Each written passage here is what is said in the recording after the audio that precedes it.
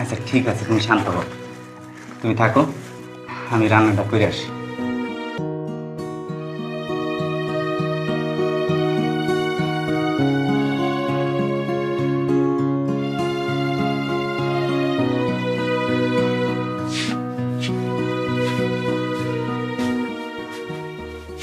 ভাবি, আপনার রান্না হয়েছে? আপনি রান্না করবেন? ভাবি কোথায়? সুলতানার শরীরটা ভালো না। কই, উনি তো আমাকে কিছু বলে নাই। আসলে গ্রাম সাইডে ঢাকায় আসছে তো, তাই মন ভালো না। ঠিকই বলছেন, আস্তে আস্তে সব ঠিক হয়ে যাবে। ভাবি, তাহলে আমি একটু রান্না করি। কি রান্না করবেন? এই যে ভাবি, পেঁপে। দেন আমি রান্না করে দিই।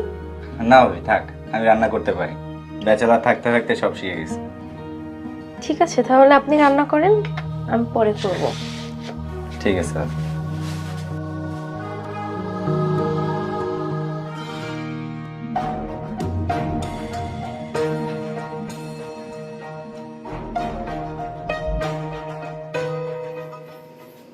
কি ব্যাপার, এত রাত হয়েছে, তুমি এখনো বসে আছো এখানে?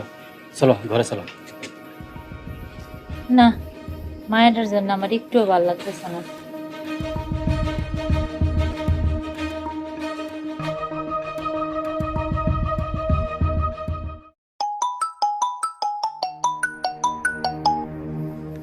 হ্যাঁ সুলতানা, বল।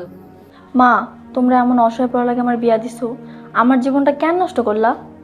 কিন্তু জামাইয়ের দেখে তো ভালোই মনে হয়েছিল। কি এর ভালা? রাত বাজে 12টা, এখনো খাই নাই। এখনো খাস নাই? খাস নাই কেন মা? তমগু জামাই একটু আগে বাজার নিয়ে আসছে। এই দা আমার কাছে দাও।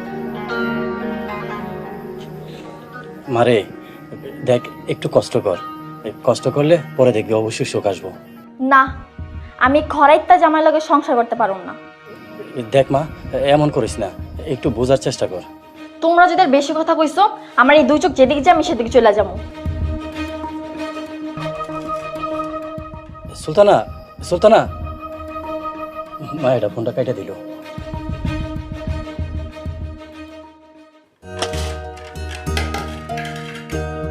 এই যে রান্না করে নিয়ে আসছি।